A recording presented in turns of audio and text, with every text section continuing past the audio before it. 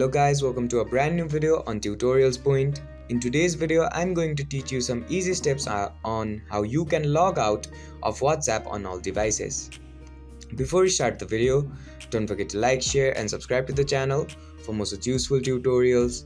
Without further ado, let's move on to the video. First of all, make sure that you're connected to the internet and then open up WhatsApp on your phone. After you've opened up WhatsApp on your phone, make sure that you're logged into your account. Now, once you're on this page of WhatsApp, on the top right corner of your screen, you'll see these three dots. You'll have to click on it, which will open up a menu on your screen. Now, on this menu, click on this Link Devices option, which will guide you to another page. Now, on this page, the devices which are logged into your WhatsApp account will be shown. So, in my case, a Windows account or a Windows device has been logged in to my WhatsApp account. To remove it, I'll have to click on it and a pop-up will be shown.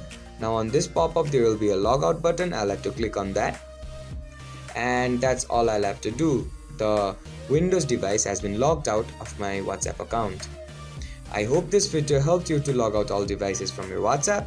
Don't forget to like, share and subscribe to the channel for more such useful tutorials. Thank you for watching.